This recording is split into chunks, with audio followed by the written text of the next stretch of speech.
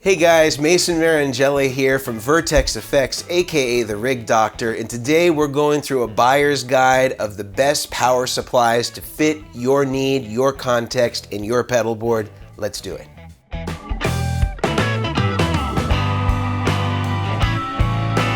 Today I'm going to be breaking down for you the best power supplies out there for your needs, but I really want to identify what are the three most common customers that come to us asking for advice regarding their power supply.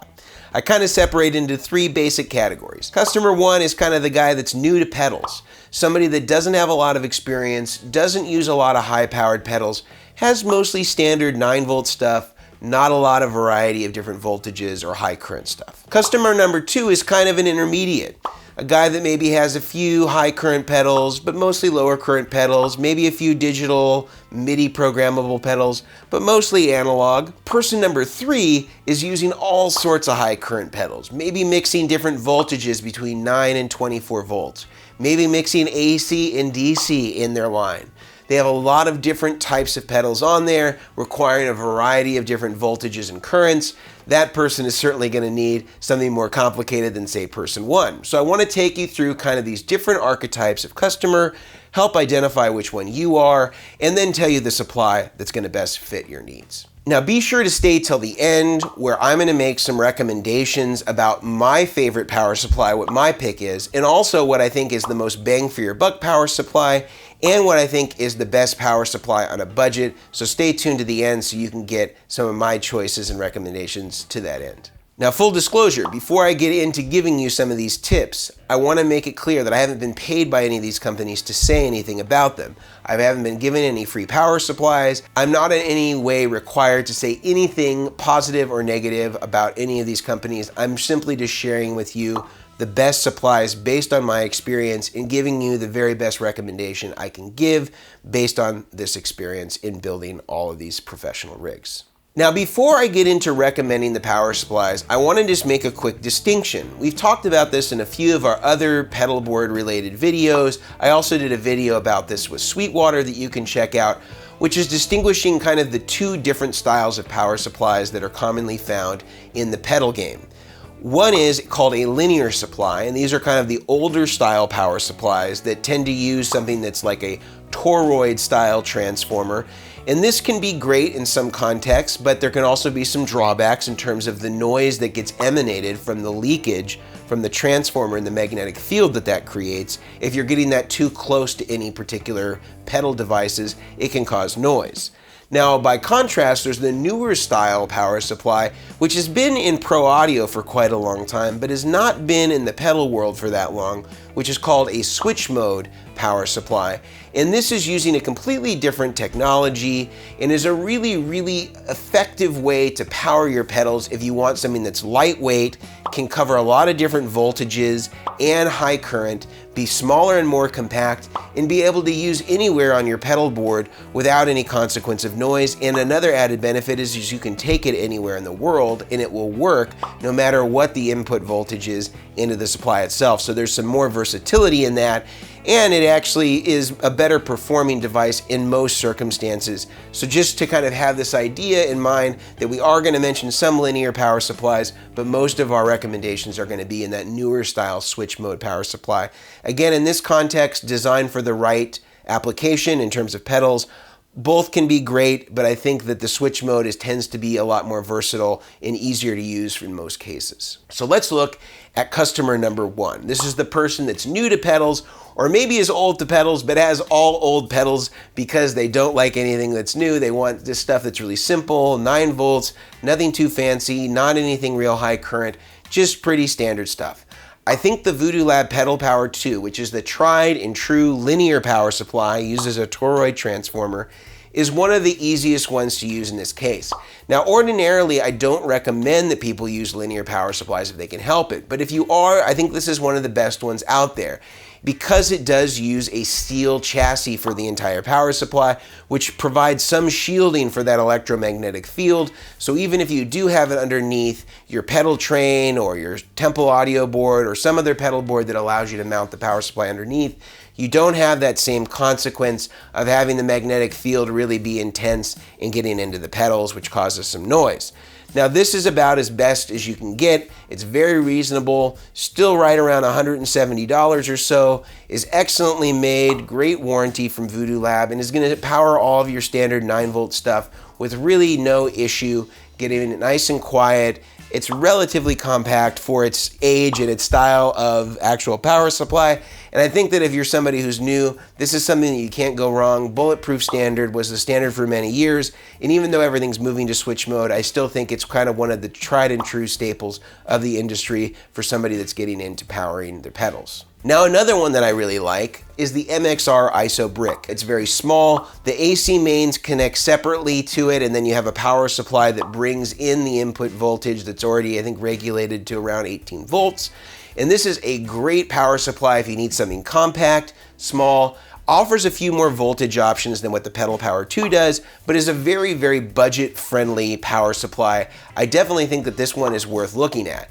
Now, the Pedal Power 2 provides only 8 outputs. The ISO brick provides 6 9-volt outputs and 2 18-volt outputs. And it also has 2 variable voltage outputs, so you can simulate the voltage drop of a carbon battery, let's say. Maybe not emulating the current part of it, but you can emulate at least the voltage side of it if you want to fluctuate that. For customer number 2, this is kind of the intermediate person. Maybe has a few or higher current stuff, but mostly is staying in around the 9-volt range, maybe a few higher voltage and usual voltage things, but for the most part stays pretty standard, kind of in the middle.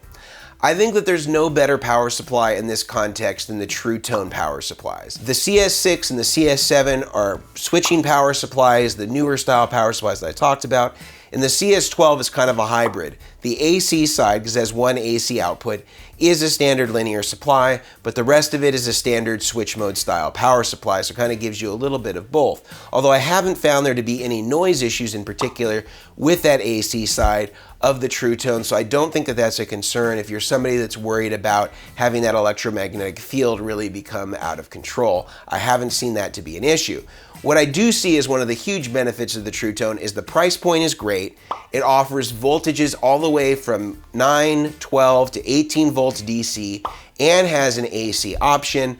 They're very compact, very lightweight, and really, again, at the price point, they cannot be beaten. It really gives you everything that you need, and even some guys that might want to go with a higher end supply often will use these because it really gives you everything under one roof.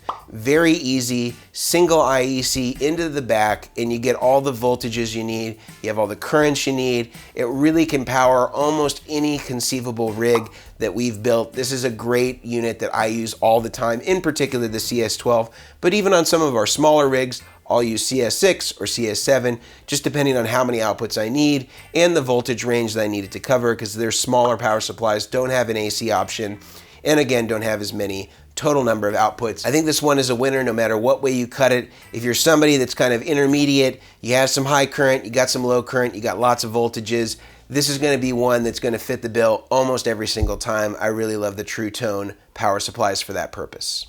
Now, customer number 3. This is the person that has lots of different pedals. Maybe they have more pedals than just what one power supply would cover. This is something that becomes much more complicated, and there aren't as many brands that are making power supplies that really address the need to power, let's say, 12, 13, 15, even 20 pedals. But there's 3 brands that I can think of that really stand out amongst all of them. And those are from Voodoo Lab with the Pedal Power 3 and 3 Plus, Chalks with the Chalk 7 and their addendum power supplies, and also the Strymon Zuma and its extension power supplies by way of the Ojai. Now, the reason that I love all these power supplies is because they make extension models that allow you to expand the number of outputs without having to add in another group of AC mains to come into the actual power supply itself. All these devices allow for a through to power an extension power supply that can give you, in some cases, up to 8 additional isolated outputs in addition to the main power supply. So looking at example at the Voodoo Lab Pedal Power 3 Plus, it offers you a lot of the same things that the Pedal Power 2 and Mondo and 4x4 did in terms of having a variability of voltages between 9 up to 18 volts. And it gives you the high current outputs on practically every single one of the outputs, plus it gives you the ability to be able to drive another isolated power supply with their X4 or X8. So you can expand the power supply beyond its original number of outputs, still keep it all isolated, and be able to power a heap more of pedals. That's a great way to go, and I think it's a fantastic power supply and such a great follow-up to the classic Pedal Power 2 that brings Voodoo Lab kind of into the 21st century, and being able to have switch mode power supplies is now being a staple in their line. Now the next one that I really love is the Strymon Zuma. I use it all the time, and I love the extension supplies by way of using the Ojai, which can give you additional outputs depending on which Ojai you get. You can expand your rig even further, have additional outputs to power multiple pedals, still all isolated, similarly to how the Voodoo Lab does. Doesn't have an option for an 8 output one, but you have a lot of different flexibility depending on how many Ojais you use, and you can of course expand the Ojais in and of themselves, so you can actually expand one into the next, into the next, into the next. So you can certainly use multiples and kind of get an equivalency to what's available from Voodoo Lab. Now the last one that I also really love is Chalks. Now Chalks, again, offers the same thing. You can get a Chalks 7 that has the AC mains on it, and then you can build that out into a Chalks 4 or a Chalks 8 and only have to use their connection cables in order to expand it and still have it all isolated. Now the big advantage of the Chalks is it actually shows you how much of the total current that you've used up against the main input with the AC main. So you can always see what percentage of the total available current of the supply is being used. To my knowledge, I'm not aware that Voodoo Lab or Strymon tells you that as you're expanding and using up more and more current by way of expanding these supplies, you can't see how much of the maximum you're using. So I really appreciate that about the Chalks. The other thing about the Chalks I appreciate is every single output is capable between 9 and 18 volts. So you don't have any restrictions on where the 18 volts need to be, or where the 12 volts need to be, or where the 9 volt needs to be. All of the outputs offer the same amount of flexibility, which is really handy when you're building a rig and you don't want to have to finagle certain cables to be in certain places. Just makes it so much easier and so much cleaner to see that. I love all three of these power supplies, and this is definitely what you need if you're going hardcore. You got lots of pedals, you have lots of different devices that have different voltages, that have different currents. These are definitely the ones that you want to check out. But let's talk about my picks of these supplies. What do I choose if I'm on a budget and I need the most bang for my buck? Unquestionably, the MXR ISO brick is a great buy. It's small, offers you lots of different voltage options, allows for high current, and is really, really versatile, small, compact, inexpensive. I think without a doubt, it's the best cheap budget power supply that's really high quality. There's no compromise here, even though the price point is low. I think it's definitely my pick for an inexpensive power supply that delivers on the tone, low noise, lots of options, can't go wrong there. For best bang for your buck, unquestionably, it is the True Tone. The CS12, CS6, CS7, they're incredibly well built, absolutely rock solid, used by some of the best pros in the industry, used all the time by the guys over at Exact Tone, which are some of the best rig builders in the country. These are really great power supplies, very affordable, offers you everything that you're going to need, has AC options, is either a switch mode or a hybrid switch mode version, depending on whether you get the CS6, 7, or 12. Really, really great supplies, great bang for the buck, unquestionably. In my pick for the best power supply out there, I have to go Chalks. And the reason why I'm going Chalks on this, and not with Strymon or with Voodoo Lab, it's not because they're not great, but it's because as a rig builder and as somebody that always wants to know where we are in relativity to the total amount of current available in the supply, Chalks tells us where you are. You have a meter on it so you know how much of the max current you've drawn, and having a variable voltage on every single output is so convenient. And I can't overstate how important that is when you're building a rig and you want to make sure that even if you're substituting things in and out that may have different voltages, or you just want to have the convenience of being able to wire everything centrally and not have to worry about moving cables to specific voltages, it's just so convenient, and it's such a cool feature that they offer that on every single output to be variable between 9 and 18 volts. I love their expansion kits. They're incredibly low profile, easy to use. I use the Chalks 8, the Chalks 7, the Chalks 4 all day long, and I'm always building pedal boards that base it off of the Chalks 7 and then expanding it with the 8 or the 4 depending on how many extra outputs I need. It is just so convenient, so easy to use, so low profile. I absolutely love those supplies. So that was my buyer's guide to power supplies, choosing the right one for you and your context for your rig. I gave you a couple of different typical customers that come to us, kind of identifying those archetypes and then kind of suiting each one of those with the appropriate power supply. And I hope you see yourself in some of those different customer archetypes so that you know which power supply to get that's going to be best for your actual context. And then you got to hear my picks for budget, for best bang for the buck, and the best overall, in my opinion. I haven't been paid by any of these manufacturers to say this. This is truly my experience in having used these power supplies, having investigated these power supplies, and really relaying to you the best information I can about which ones might be best for your particular context. If you enjoyed what you saw today, I highly recommend that you like, you subscribe, you leave us a comment, maybe tell us some other of your favorite power supplies that we might want to include in this list in maybe a future video.